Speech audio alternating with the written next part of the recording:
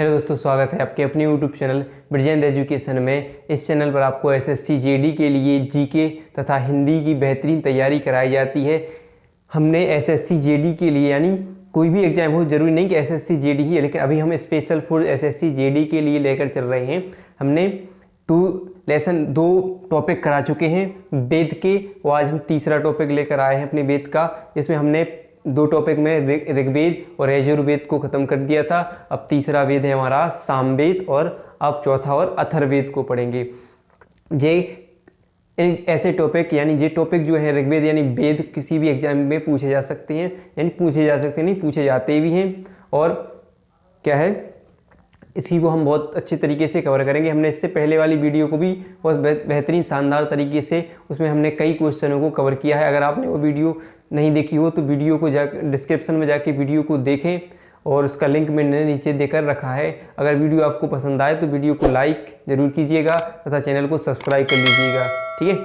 तो चलिए हमारा तीसरा टॉपिक यानी तीसरा टॉपिक वेद का स्टार्ट करते हैं। तीसरा वेद यानी कौन सा, हमारा सामवेद स्टार्ट करते हैं और देखते हैं सामवेद क्या है। सामवेद से जितने भी क्वेश्चन बनते हैं, हम सामवेद से बेहतरीन क्वेश्चन निकालेंगे जो आपके एग्जामों में पूछे जाते हैं। आपकी बेहतरीन तैयारी के लिए हम भी हमेशा मेहनत करते रहेंगे, ठीक है।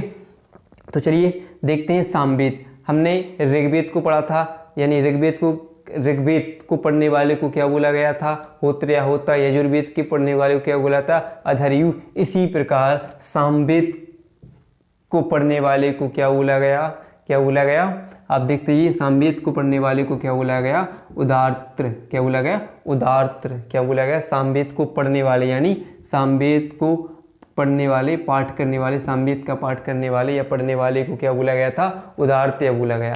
क्या बोला, उदार्त्र बोला गया। इसी सामवेद सबसे इंपॉर्टेंट है। सामवेद को क्या माना गया, सामवेद को भारतीय संगीत का जनक कहा गया। सामवेद को क्या कहा गया, भारतीय संगीत का जनक। भारतीय संगीत का जनक सामवेद क्या है, भारतीय संगीत का जनक, यानी माना जाता है भारतीय संगीत का जनक क्या है हमारा, तो सामवेद है। उसे इसको पढ़ने वाले को क्या बोला गया, उदार्त बोला गया। क्या बोला गया, उदार्त बोला गया। और इसी प्रकार और देखते हैं क्या होता है कि यज्ञों के अवसरों पे गाए जाने वाले मंत्र, यज्ञों के अवसरों पर गाए जाने वाले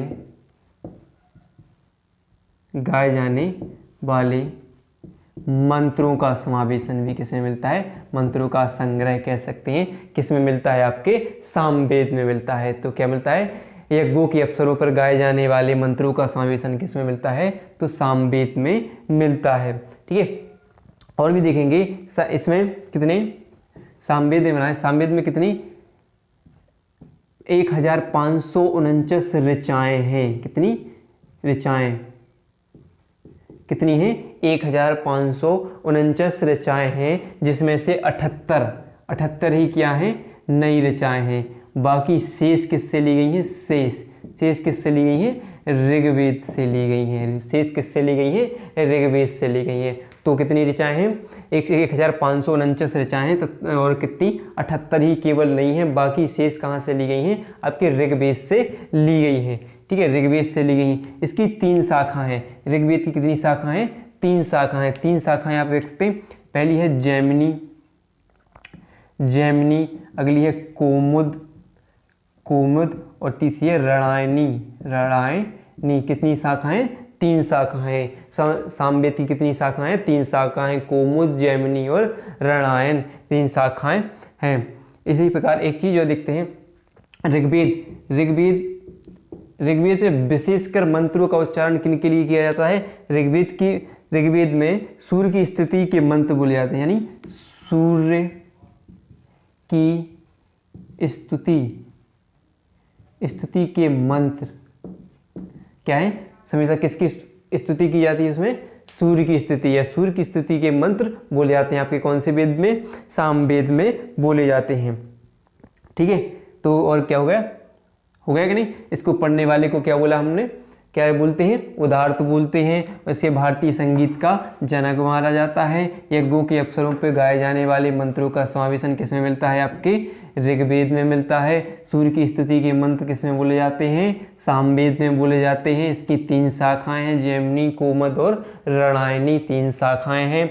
और इसमें कितनी 1549 ऋचाएँ हैं, बाकी कितनी 78 ही नहीं है, बाकी किससे ली गई हैं, ऋग्वेद से ली गई हैं। और इसके कितने ऋग्वेद की ली गई हैं। ठीक है, तो ये आपका क्या होता है, ऋग्वेद होता है। ऋग्वेद खत्म होता है। ठीक है, आपका ऋग्वेद होता है। इसके बाद हम पढ़ते हैं अथर्ववेद। इसको साफ करते हैं और अथर्ववेद पढ़ते हैं। अगर वीडियो आपको अच्छी लगी हो तो वीडियो को लाइक जरूर कीजिएगा। ठीक है, तो चलिए इसको साफ करते हैं और फिर पढ़ते हैं हम अथर्ववेद।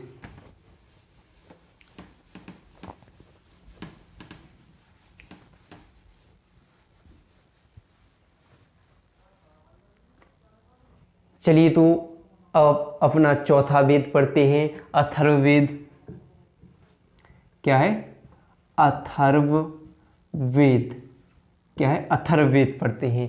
इस वेद को सबसे पुराना वेद यानी सबसे बाद का वेद, पुराना वेद नहीं, क्या बाद का वेद माना गया है, बाद का वेद। और इसे नया वेद भी, सबसे नया वेद भी कहा गया है। इसकी रचना किसने की थी, महर्षि अथर्वा ने। किसने, अथर्वा। किसने की थी रचना किसने की थी, तो महर्षि अथर्वा ने इसकी कौन से वेद की रचना की थी, अथर्ववेद की रचना की थी। कौन से, महर्षि अथर्वा पहले जन्म में, मतलब कहते पहले क्या थे, एक राक्षस थे। जब प्रलय आया तो ब्रह्मा जी कहते अपने आसन में बैठे थे, उनके मुख से वेद निकल रहे थे, वेद जिनका ग्रहण किसने कर लिया, इनका नाम पहले क्या था, हरियंस नाम राक्षस था। और ये इसने क्या किया, इन्होंने क्या किया, वेद को ग्रहण कर लिया। अब देवताओं ने इसे क्या सोचा कि इसको मार दिया जाए।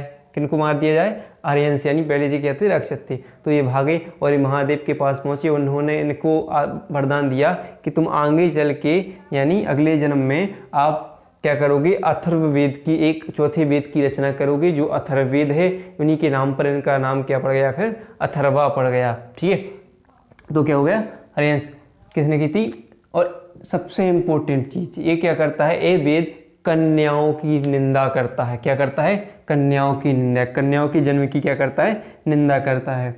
कन्याओं के जन्म की निंदा करता है। क्या करता है, निंदा करता है। कन्याओं के जन्म की क्या करता है, निंदा करता है। कौन सा वेद करता है, अगर क्वेश्चन बनता है तो हमारा अथर्ववेद क्या करता है, कन्याओं के जन्म की निंदा करता है। ठीक है, कौन सा वाद है, सबसे बाद का वेद है। और नया वेद भी, सबसे नया वेद भी इसे माना गया है। और रचना किसने की थी, महर्षि अथर्वा ने की थी। और एक ये क्या करता है, कन्याओं के जन्म की क्या करता है, निंदा करता है। एक इसका दूसरा नाम भी है, कौन सा, भेषज। इसका दूसरा नाम भी कौन सा है, भेषज माना जाता है। इसका दूसरा नाम कौन सा है, भेषज है। इसमें एक सबसे इम्पोर्टेंट चीज, यानी बहुत मतलब इसके तो हर एक क्वेश्चन बहुत इम्पोर्टेंट, हर एक क्वेश्चन होता है, बस हम उसे सही तरीके से पढ़ना होता है। तो ठीक है, पढ़ते जाइए, वीडियो को लाइक करते जाइए। अगर आपको वीडियो पसंद आ रही हो तो वीडियो को लाइक जरूर कीजिए और आगे शेयर करना ना भूलें, ताकि और लोगों के पास भी इसे के पास। देखो सबसे इम्पोर्टेंट, इसे जादू टोनों का वेद भी कहा गया। कौन सा वेद है, जादू टोनों का वर्णन किसमें किया गया है, अथर्ववेद में। जादू टोने किसमें बताए गए थे, आपके अथर्ववेद में बताए गए थे। और इसमें एक और क्वेश्चन है कि सभा और समिति प्रजापति की 2 पुत्रियां थी। कौन कौन सी, सभा और समिति, किनकी, प्रजापति की 2 पुत्रियां थी। ठीक है, 2 पुत्री, सभा और समिति कौन थी, प्रजापति की 2 पुत्रियां थी। ये किसमें बताया गया है, अथर्ववेद में बताया गया है, सभा और समिति किसकी।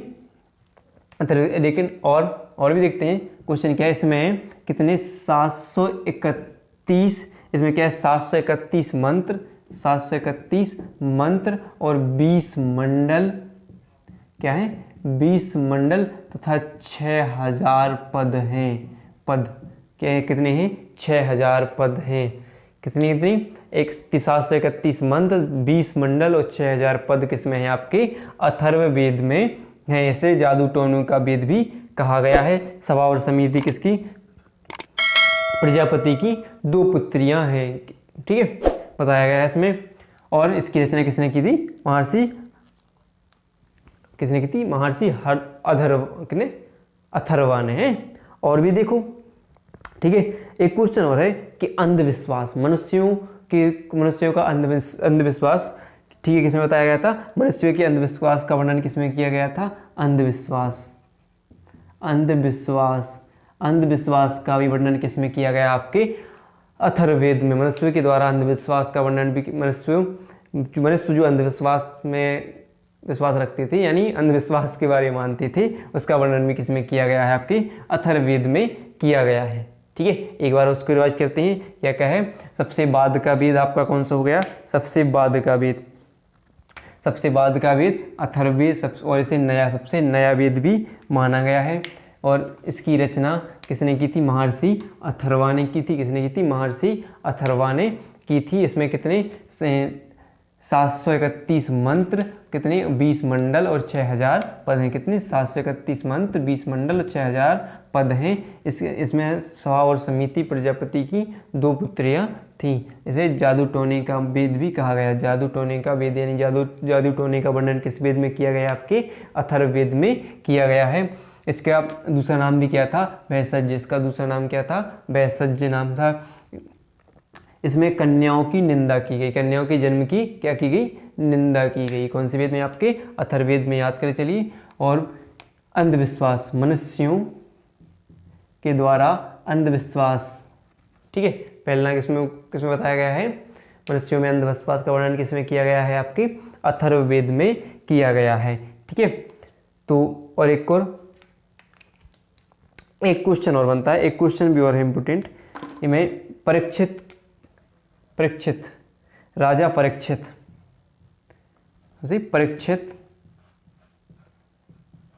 परीक्षित को कुरुओं, क्या है?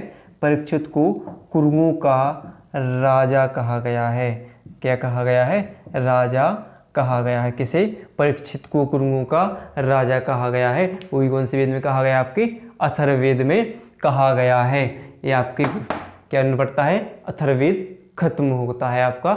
बस एक टॉपिक थोड़ा सा आपको इनके ब्राह्मण ग्रंथ के बारे में थोड़ा सा और बताऊंगा। ठीक है, इसको मैं बताता हूँ, वो थोड़ी से क्वेश्चन और कराता हूँ, और आपके क्या वेद यहाँ पर आपके समाप्त होते हैं। ठीक है, आपको एक चीज़ और थोड़ी बताऊंगा, और आप उसको भी नोट करते जाएं। वीडियो को लाइक ज़रूर कीजिएगा। ठीक है, शेयर ज़्यादा कीजिए। शेयर बहुत ज़रूरी है। आपका शेयर करना बहुत ज़रूरी है। ठीक है, चलिए तो देखते हैं। एक छोटा सा टॉपिक और है। ठीक है, इसमें हम क्या पढ़ेंगे? वेदों के थोड़े प्रवर्तक और उनके ब्रह्म ग्रंथ के बारे में पढ़ेंगे। पहले एक बना के देख लें। यहाँ पर एक 3 पॉइंट लिखता हूँ। एक साइड लिखते हैं वेद प्रवर्तक, और क्या है? ब्रह्म ग्रंथ। ठीक है, ब्रह्म ग्रंथ। ये 3 पैराग्राफ बना लेते हैं हम। सबसे पहले देखते हैं, पहला वेद है आपका ऋग्वेद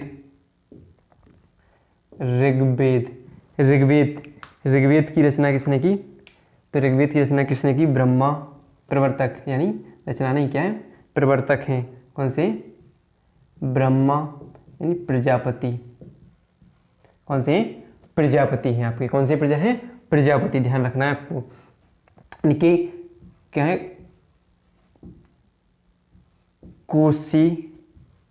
कौशितिकी और ऐतरेय, ये आपके क्या हो गए? इसमें ब्रह्म ग्रंथ। इसके 2 ब्रह्म ग्रंथ हो गए। कौन सी? कौशितकी और क्या हो गए? ऐतरेय। और दूसरा है सामवेद के प्रवर्तक हैं आपके नारद। कौन से? नारद।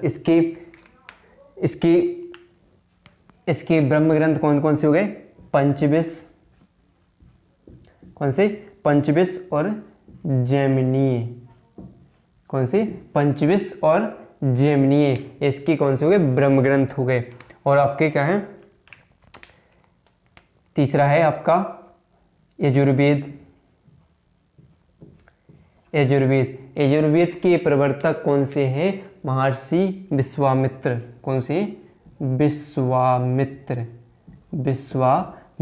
हैं। इसके ब्रह्म ग्रंथ हो गए तैत्तिरीय, कौन से, तैत्तिरीय और शतपथ। और चौथा है आपका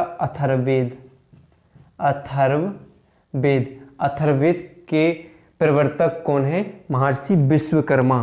कौन से, विश्वकर्मा। कौन से, विश्वकर्मा। इनका धर्म ग्रंथ क्या है, गोफत है। और आपने इनके क्या पढ़ लिए, वेद तो अपने पढ़े हैं।